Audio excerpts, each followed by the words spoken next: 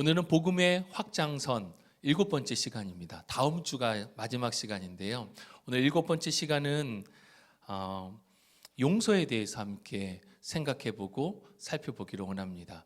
먼저 우리 지난 시간 좀 정리를 좀 하면 좋을 것 같습니다. 지난 시간 우리 무엇에 대해서 살펴보았습니까? 마음의 우상에 대해서 함께 살펴보았습니다. 마음의 우상은 우리의 감정, 우리의 생각 가운데에 숭배하고 있는 것. 쉽게 얘기하면 하나님보다 우리가 더 우선하고 하나님보다 더 사랑하는 것이 있다면 그것이 바로 우리의 마음의 우상이다라는 것을 살펴보았습니다. 마음의 우상 예를 들면 어떤 게 있을까요? 우리의 건강, 돈, 명예, 성공, 가족, 기타 우리가 갖고 싶어하는 모든 것들이 마음의 우상이 될 수도 있고, 특별히 우리의 실생활과 관련해서 여가생활, 우리의 남는 시간들을 우리가 어떻게 보내고 있는지에 대해서 생각해 보면 휴대폰이 마음의 우상일 수도 있고, 기타 운동, 취미활동 등이 나의 우상이 될 수도 있을 것입니다. 마음의 우상에 대해서 우리가 반드시 직시해야 할 중요한 이유 가운데 하나는 죄의 근본적인 원인이 바로 이 마음의 우상 가운데 있다라는 것입니다. 마음의 우상을 어떻게 이겨낼 수 있습니까? 우리 마음 가운데 있는 마음의 우상을 이겨내는 방법은 아마도 두 가지가 있을 것 같습니다. 하나는 끄집어내는 것이고요. 또 하나는 이것이 나오도록 하는 것입니다. 그런데 끄집어내는 것은 굉장히 어렵습니다. 그럼 어떻게 해야 될까요? 우리의 마음 가운데 하나님의 마음, 주님의 마음으로 가득 채워질 때에 우리 안에 있었던 마음의 우상들은 점차 밖으로 흘러가게 될 것입니다.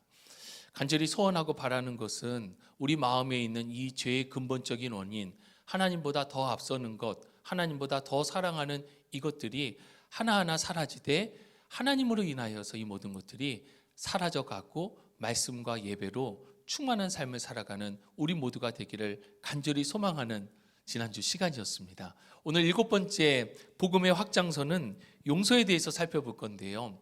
용서의 사전적인 의미는 지은 죄나 잘못한 일에 대해서 꾸짖지 않고 벌하지 않고 덮어주는 것입니다. 분명 나한테 잘못했는데 아무 일도 없었던 것처럼 오히려 그 사람을 안아주고 덮어주는 것, 이게 용서랍니다. 여러분, 용서가 쉬울까요? 어려울까요? 엄청 어려울 것입니다. 그래서 제가 감히 어떤 일을 당했는지 잘 모르잖아요. 우리 입에도 담지 못할 심각한 피해를 입었을 수도 있고, 뉴스 기사에 나올 법한 사건 사고의 현장에서 우리가 피해자일 수도 있을 것입니다. 그런데 그들을 용서하십시오라고 과연 어느 누가 말할 수 있겠습니까? 그런데 성경에서 말씀하고 있는 이 용서에 대해서 우리가 함께 살펴보고 이 말씀을 우리들 가운데 적용하면서 용서가 가능한 것인가에 대해서 살펴보고 생각하는 시간을 가질 것입니다. 우리 오늘 함께 읽을 본문 말씀은 마태복음 18장 21절에서 35절의 말씀입니다. 마태복음 18장 21절에서 35절 말씀을 우리 한 절씩 교독하고 마지막 절은 합독하도록 하겠습니다. 그때에 베드로가 나와 이르되 주여, 형제가 내게 죄를 범하면 몇 번이나 용서하여 주리이까? 7번까지 하오리이까? 7번뿐 아니라 7번을 70번까지라도 할지니라. 그러므로 천국은 그 종들과 결산하려 하던 어떤 임금과 같으니 결산할 때에 10,000달란트 빚진 자 하나를 데려오매 갚을 것이 없는지라 주인이 명하여 그 몸과 아내와 자식들과 모든 소유를 다 팔아 갚게 하라 하니, 그 종이 엎드려 절하며 이르되 내게 참으소서, 다 갚으리이다 하거늘 그 종의 주인이 불쌍히 여겨 놓아 보내며 그 빚을 탕감하여 주었더니, 그 종이 나가서 자기에게 100데나리온 빚진 동료 한 사람을 만나 붙들어 목을 잡고 이르되 빚을 갚으라 하매, 그 동료가 엎드려 간구하여 이르되 나에게 참아 주소서, 갚으리이다 하되 허락하지 아니하고 이에 가서 그가 빚을 갚도록 옥에 가두거늘 그 동료들이 그것을 보고 몹시 딱하게 여겨 주인에게 가서 그 일을 다 알리니, 이에 주인이 그를 불러다가 말하되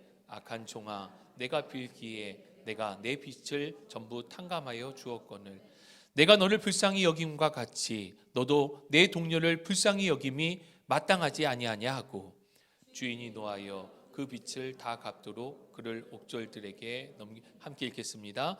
너희가 각각 마음으로부터 형제를 용서하지 아니하면 나의 하늘 아버지께서도 너희에게 이와 같이 하시리라. 아멘. 우리가 함께 읽은 본문은 용서에 대해서 예수님께서 비유로 말씀해 주신 본문입니다. 이야기의 내용 이렇습니다.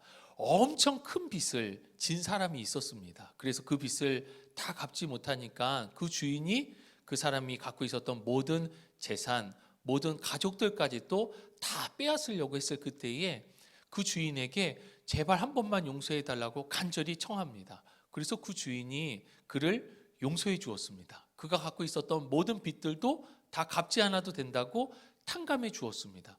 그런데 그가 돌아서서 나오다가 이번에는 자신에게 빚진 자를 만났습니다. 그런데 자신이 주인에게 졌던 빚에 비하면 정말 매우 작은 빚이었습니다. 그런데 그 사람을 만나서 빚을 갚으라 라고 이야기할 때 이 사람이 빚을 꼭 갚을게요. 조금만 시간을 더 주세요 라고 이야기했는데 안 돼. 지금 주지 않으면 안 돼 하고 그 사람을 옥에다 가뒀습니다. 그런데 주위에 있었던 사람들이 그것을 보고 그 큰 빚을 탕감해 주었던 주인에게 이 이야기를 전달하고 그 주인이 화가 굉장히 많이 나서 그 사람을 향하여서 다시 노하면서 옥졸에게 넘기는 내용이 바로 우리가 함께 읽은 예수님께서 용서와 관련해서 비유로 해주신 말씀의 내용입니다. 그럼 우리 밑에 우리 1, 2, 3번 함께 살펴볼 건데요. 용서와 관련한 베드로의 질문에 예수님께서는 몇 번까지 용서하라고 하셨나요?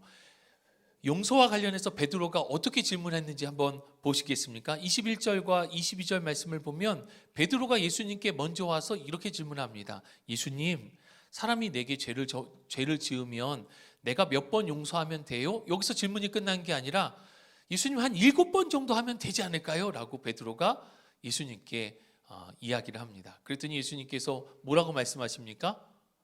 아니야, 너 7번이라 그랬지. 7번에다가 70번, 70번을 더 곱해서 용서하면 될걸? 라고 말씀하십니다. 그럼 여러분 몇 번입니까 총? 그럼 예수님께서 정답입니다. 그러면 예수님께서 정말 하나하나 세가면서 490번 용서하라는 말씀일까요? 아니죠. 베드로는 사람이 할 수 있는 율법에 따라서 7번 정도면 완전한 용서라고 생각해서 그렇게 얘기했어요. 그런데 예수님께서는 아니야, 70번 더 용서해야 돼. 490번 용서해야 돼. 이 얘기는 계속 용서하라는 것입니다. 계속 용서하라라고 예수님께서 말씀하셨습니다. 두 번째, 10,000달란트 빚졌던 자는 왜 악한 자라 칭함을 받게 되었나요? 먼저 여러분 10,000달란트를 요새 돈으로 환산하면 얼마 정도 될까요? 계산 방법에 따라서 조금씩 다르겠지만 계산을 해보면 약 수조 원 정도 됩니다. 그러니까 일반적인 사람이 갖고 있을 만한 돈이 아닙니다. 갚을 수 있는 돈이 아닙니다. 그런 큰 돈을 빚졌는데 이 사람이 나중에 악한 종이라 칭함을 받았습니다. 왜 악한 종이 되었을까요? 자신은 모두 탕감을 받았는데 100데나리온 자신에게 빚진 자를 용서해 주지 않았기 때문에 악한 자라라고 칭함을 받게 되었습니다. 그럼 100데나리온을 우리 돈으로 환산하면 대략 한 수백만 원 정도 계산을 할 수 있을 것 같습니다. 물론 적은 돈은 아니지만 그가 탕감받았던 것에 비하면 그것은 충분히 우리가 수용할 수 있는 돈입니다. 그럼에도 불구하고 자신의 받았던 그 은혜를 기억하지 못하고 용서하지 못했기 때문에 그가 악한 자라 칭함을 받게 되었습니다. 핵심은 은혜를 잊고 용서하지 않았다. 은혜를 잊고 용서하지 않았다. 세 번째, 본문의 비유에 근거하여 누군가를 용서한다는 말의 의미를 설명해 보십시오. 두 가지로 설명할 수 있을 것 같아요. 본문의 근거에서 누군가를 용서한다라고 하는 말의 의미는 긍휼히 여기면서 그가 갖고 있었던 허물을 없이 하는 것. 그러니까 핵심적인 단어는 이겁니다. 긍휼, 탕감. 긍휼히 여기는 마음을 가지고 없이 하는 것, 탕감해 주는 것. 이것이 바로 오늘 본문에서 누군가를 용서한다라고 하는 첫 번째 의미입니다. 긍휼, 탕감. 두 번째는 어떤 의미가 있을까요? 마음으로 용서해 주는 것.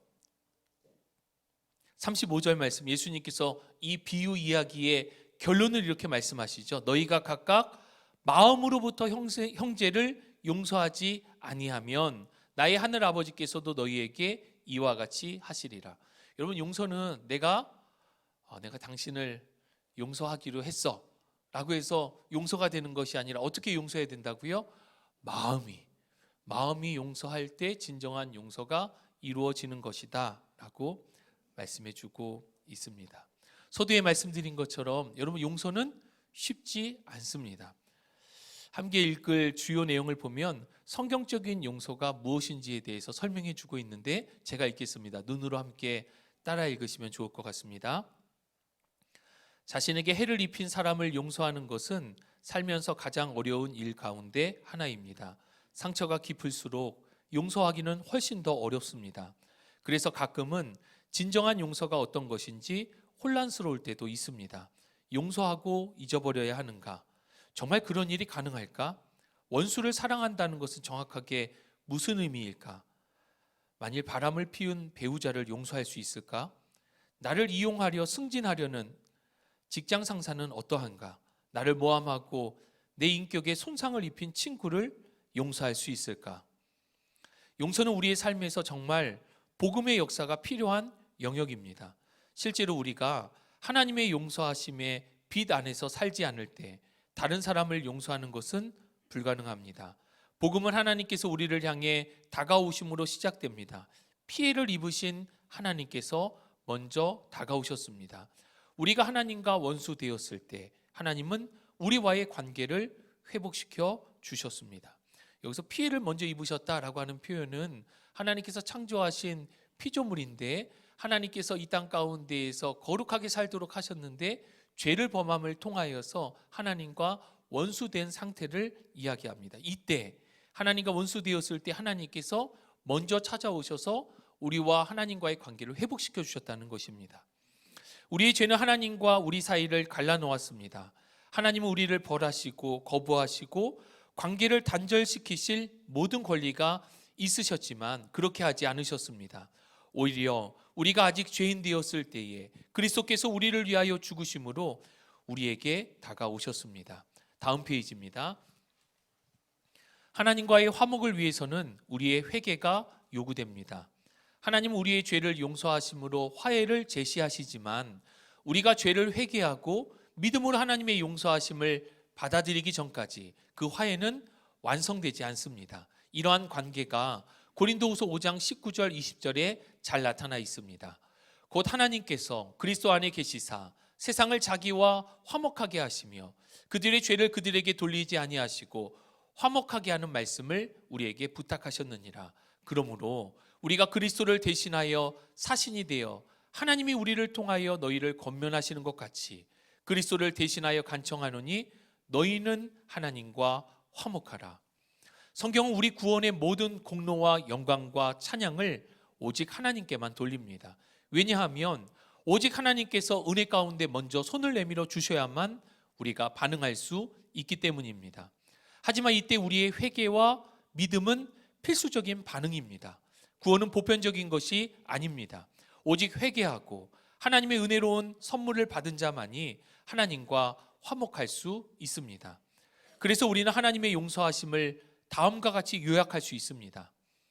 하나님께서 먼저 우리에게 다가오셔서 우리를 초대하시고 우리가 하나님께 다가갈 수 있는 능력을 주신다.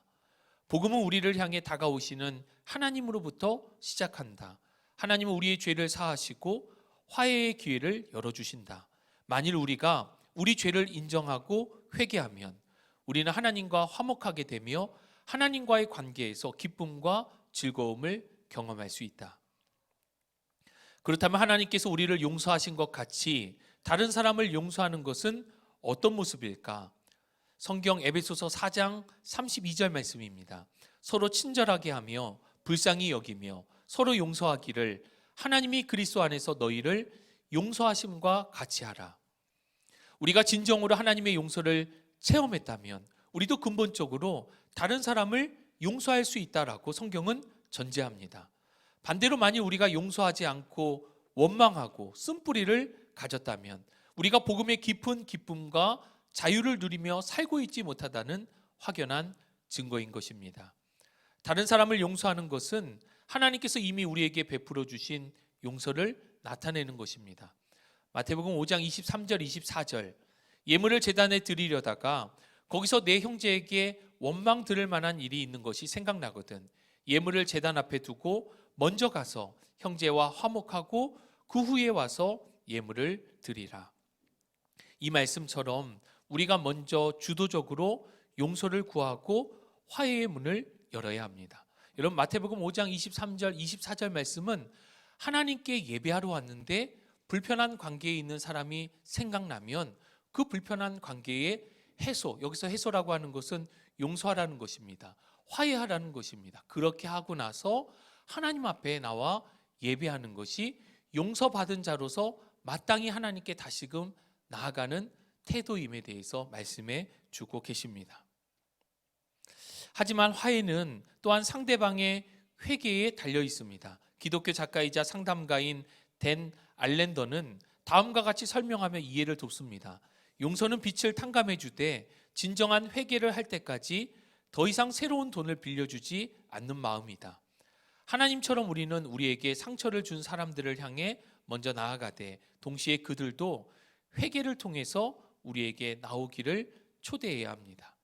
용서했어 라고 하는 일방적인 통보 이야기가 아니라 회개는 쌍방에 이루어져야 된다. 용서는 쌍방의 화해로 이루어져야 한다는 것입니다. 이 말은 단순히 용서하는 것이 끝이 아니라는 것을 의미합니다. 우리의 바람은 그저 단순히 죄를 용서하는 것이 아니라 상대방이 궁극적으로 하나님과 또 우리와 화목하게 되기를 원하는 것입니다. 우리는 그 사람 속에 있는 죄의 권세가 파괴되는 것을 보기 원합니다. 우리가 화해를 끌어낼 수 있는 것은 아니지만 우리는 기도해야 합니다. 간절히 사모하며 원해야 합니다. 이러한 힘이 어디에서 비롯되는가 따지고 보면 우리에게 깊은 상처를 입힌 사람을 용서하는 것만으로도 힘겨운 일이 아닌가? 회복을 간절히 소망하는 은혜와 힘은 어떻게 찾을 수 있는가? 그 답은 역시 복음입니다. 복음은 단순히 용서의 방법만 보여주는 것이 아니라 용서할 수 있는 능력도 주십니다. 그 사람이 나에게 한 일을 생각하면 절대로 용서할 수 없다라고 하는 말 속에는 사실 그 사람의 죄는 나의 죄보다 더 크다라고 하는 의미가 그 안에 담겨져 있습니다. 우리는 자신의 죄는 대수롭지 않게 여기지만 다른 사람의 죄는 심각하게 여깁니다. 나는 용서받을 자격이 있지만 나를 아프게 한 사람은 그럴 자격이 없다는 생각이 우리 속에 잠재해 있는 것입니다. 우리는 하나님의 거룩하심을 경시하고 우리 죄를 경시하며 예수 그리스도의 십자가를 경시하면서 살아갑니다.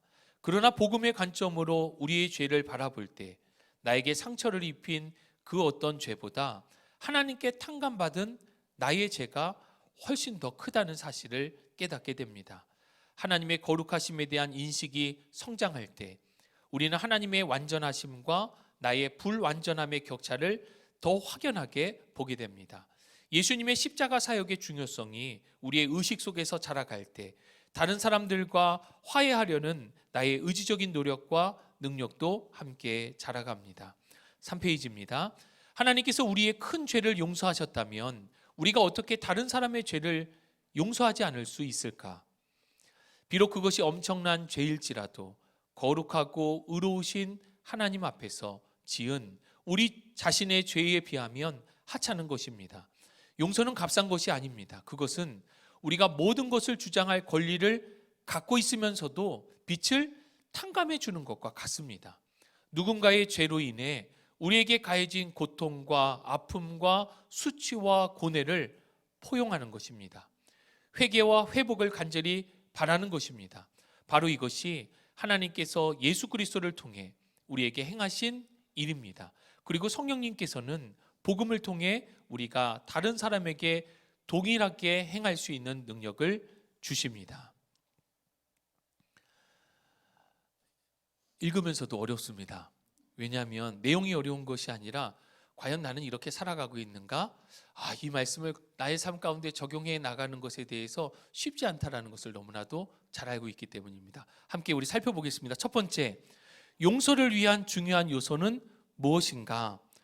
용서를 위해서 중요한 요소가 있는데 중요한 요소가 무엇입니까? 복음의 역사입니다.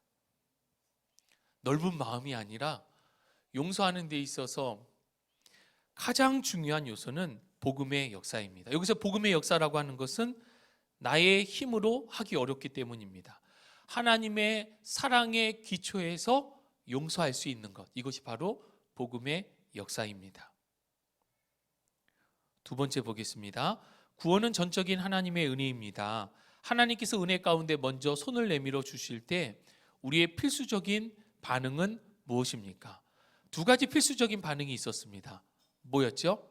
회개와 믿음이었습니다. 하나님께서 우리를 향해서 손 내밀어 주실 때 우리의 마땅한 반응은 회개와 믿음입니다. 우리 계속해서 살펴보았지만 회개는 무엇입니까? 우리들의 삶의 방향성을 다시금 하나님께 맞추는 것. 내가 하나님을 향하지 않고 다른 곳을 향했었다면 이 방향성을 다시금 하나님께로 돌이키는 이 과정, 돌이키는 것을 회개라고 합니다. 믿음은 무엇입니까? 하나님을 향해서 한 걸음 한 걸음 또 나아가는 것. 그래서 하나님의 우리를 향하여서 손 내밀어 주실 때 우리의 반응은 바로 회개와 믿음으로 하나님께 나아가는 것입니다. 그럴 때 온전한 화해가 이루어진다라는 것입니다. 세 번째, 복음의 관점에서 용서는 무엇인가요? 복음의 관점에서 용서는 무엇인가요? 회개와 회복을 간절히 바라는 것이겠죠. 복음의 관점에서 용서는 회개와 회복을 바라는 것입니다. 구체적으로 이 용서의 과정은 빚을 탕감해 주는 것. 내가 모든 권리를 갖고 있음에도 불구하고 빚을 탕감해 주는 것. 두 번째는 포용하는 것이죠. 아픔과 상처와 고통, 수치, 고뇌, 모든 어려움들 안에서 그것을 포용해 내는 것입니다.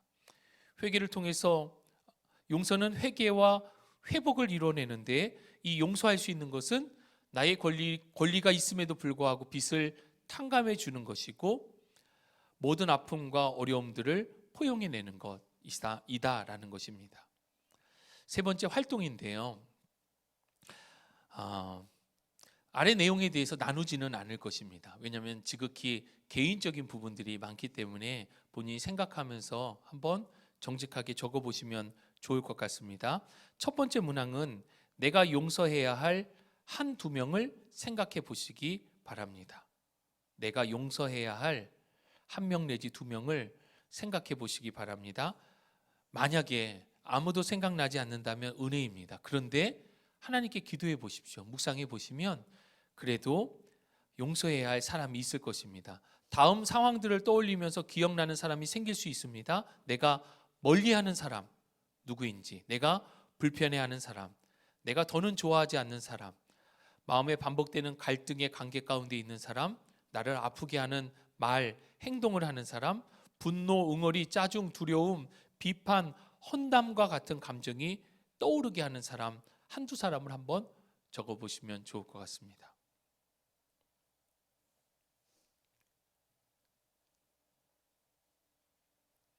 적으셨으면 그 사람과 관련된 부분입니다.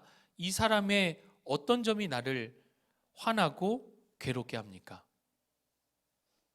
내가 용서해야 될 사람인데 그 사람의 어떠한 부분들이 나를 화나게 하고 힘들게 하는지, 힘들게 했었는지에 대해서 적어보시면 좋을 것 같습니다.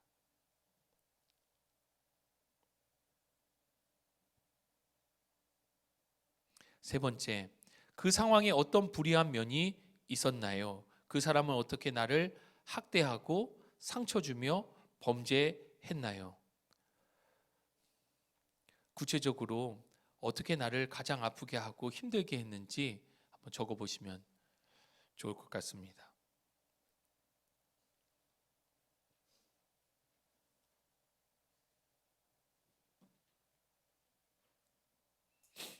네 번째, 이 사람을 진정으로 용서하기 위해 마음 깊은 곳에서 원하는 것이 있습니까? 다시 말해 이 사람을 마음에 놓아주기 전에 이 사람에게 무엇을 원하나요? 구체적으로 그 사람이 무슨 말을 해주기를 바라나요?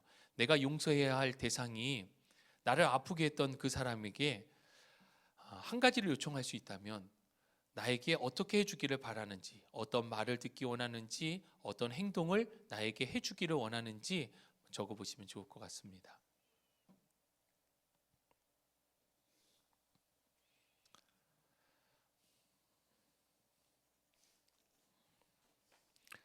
아마도 내가 용서해야 될 대상이라면 그 내용에 따라서 조금씩 다를 수 있겠지만 진정한 용서를 구하는 것, 진심이 담긴 사과를 하는 것을 원하지 않을까라는 생각을 해보았습니다. 다섯 번째, 하나님께 자신이 진 빛을 표현해 보세요. 그 빛은 당신에게 해를 끼친 사람들의 빛보다 훨씬 더 큽니까? 지금 당장 답하지 말고 잠시 시간을 갖고 다음 질문에 답을 해보시기 바랍니다. 당신의 삶에서 나타나는 특정한 죄들을 구체적으로 연상하면서 하나님께 진 빛이 얼마나 큰지 설명해 보세요. 다섯 번째 문항은 뭐냐면 내가 용서해야 할 대상과의 관계에서 이제 시점을 하나님께로 돌리는 것입니다. 하나님과 나와의 관계에서 나는 과연 내가 용서해야 될 사람과의 관계처럼 하나님 앞에 섰을 때 나는 어떠한 존재일까에 대해서 하나님 앞에 내가 가서 하나님 앞에 용서와 관련해서 진 빛에 대해서 생각해보고 적어보는 것입니다.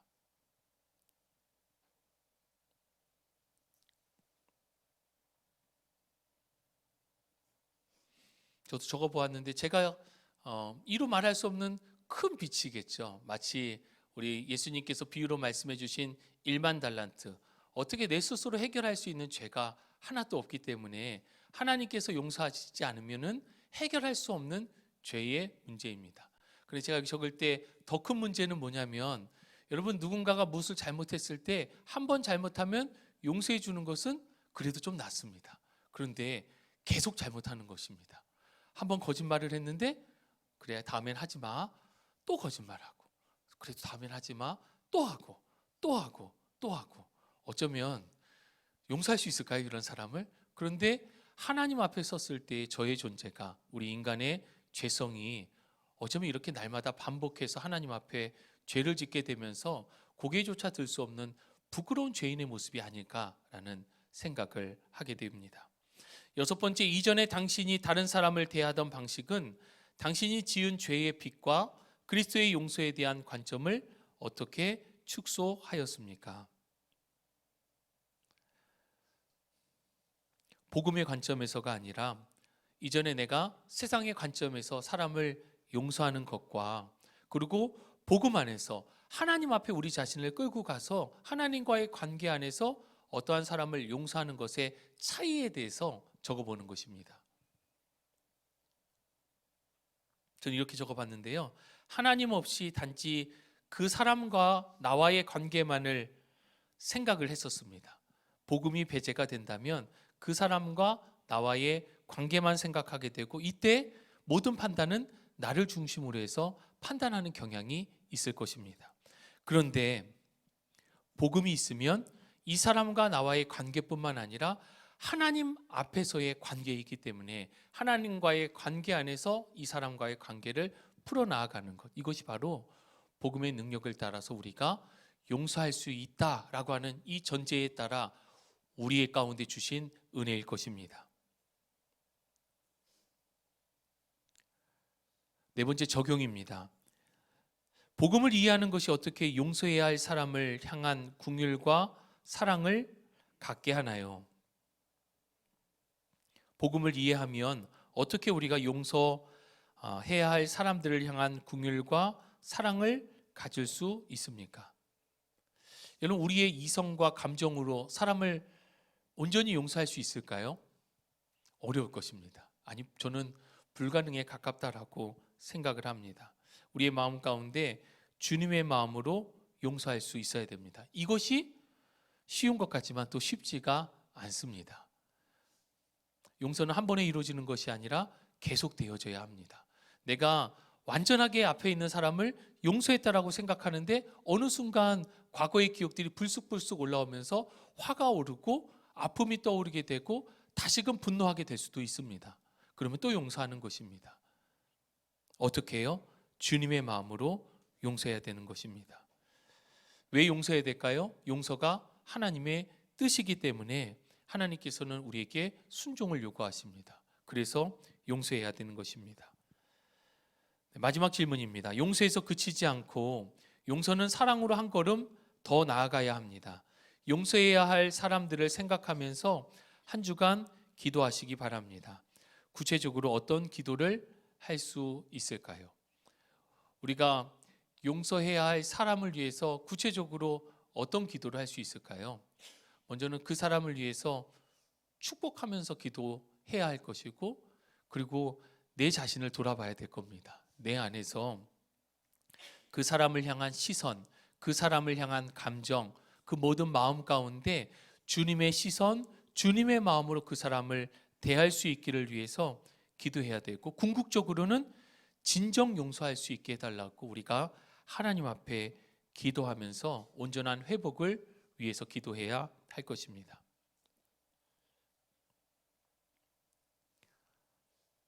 이전 교회를 섬길 때 한 남자 집사님, 학원을 운영하시던 남자 집사님께서 이런 이야기를 해주셨습니다.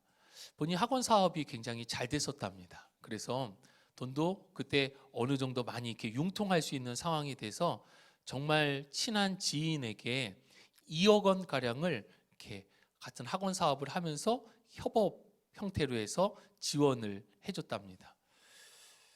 너무 좋은 사람인데, 근데 일을 하다 보니까 나중에 이 돈을 다 까먹게 된 겁니다. 의도적으로 까먹은 건 아니지만 상황적으로 그렇게 돼서 이 집사님이 시간이 날 때마다 가끔씩 한 번씩 연락해서 어떻게 잘 되고 있냐, 돈을 받을 수 있는 상황과 사정을 보면 그게 또 안 되고, 그게 수년이 됐는데 그 몇 년을 지나오면서 이 집사님의 마음, 건강에 큰 아픔과 상처가 계속해서 생기더랍니다. 그리고 나중에는 그 사람을 향해서 또 이 상황에 대해서 분노하는 마음이 크다 보니까 이것이 해결이 되지가 않았었답니다. 그런데 한 번은 하나님 앞에 예배하면서 그날의 메시지가 용서와 관련된 메시지를 설교 말씀을 들었는데, 이 집사님 마음 가운데 용서해야 되겠다라는 결단이 강력하게 들었답니다. 그래서 이 집사님이 예배가 끝나고 나서 그 2억 원을 빚진 지인에게 문자를 남겼답니다. 그 돈 갚지 않아도 된다고, 그리고 연락하지 않아도 괜찮다고, 나는 정말 괜찮다라고 문자를 남기고 연락처를 지워버렸답니다. 아예 기억하지 않으려고. 그런데 이 집사님께서 하시는 말씀은 그겁니다. 2억 원과 바꾼 자유함은 왜 진작 바꾸지 않았을까라고 하는 것을 너무나도 후회했다라는 것입니다. 진작에 이 2억 원을 포기하고 용서했다면 훨씬 더 자유롭고 건강하고 아름다운 삶을 보냈을 텐데, 그 수년 동안 용서하지 못하고 혼자 끙끙 앓으면서 미워했던 그 마음에서 자유로워질 때, 하나님께서 그 용서하라고 하는 메시지 가운데 순종했을 때에 이 집사님이 참된 자유함을 느끼게 되었다라고 하면서 교회에서 계속 봤던 집사님이시거든요. 얼굴이 항상 좀 어두운 편이셨는데 얼굴의 인상이 바뀌게 되어지는 것을 제가 보면서 참 놀랍다. 복음의 능력은 우리의 힘으로 할 수 없는 용서를 하나님께서 하도록 하시는구나라는 것을 실제적으로 보고 들을 수 있었습니다. 여러분, 용서해야 될 사람은 생각보다 멀리 있지 않고 늘 가까이 있습니다. 내 옆에 있는 사람, 나랑 가까이 지냈던 사람, 가까이 지내고 있는 사람, 관계가 있는 사람이기 때문에 용서해야 되는 상황일 것입니다. 인간적으로는 용서하라고 권면하기가 어렵지만 성경은 분명하게 말씀하고 있습니다. 그 사람과의 관계 가운데 집중하지 말고 하나님과 나와의 관계 가운데에 이 용서를 어떻게 할 것인지에 대해서 들여다보면 그 가운데 답을 찾을 수 있다. 용서할 수 있는 능력도 하나님께서 주신다라고 말씀해 주고 있습니다. 여러분, 용서는 그 사람을 위한 것 같지만 궁극적으로 용서는 누구를 위한 것입니까? 나를 위한 겁니다. 그래야 내가 삽니다. 내가 상대방을 용서해야 내가 살 수 있습니다. 이것이 하나님께서 우리들 가운데 주시는 지혜이고 복음이고 복음의 능력입니다.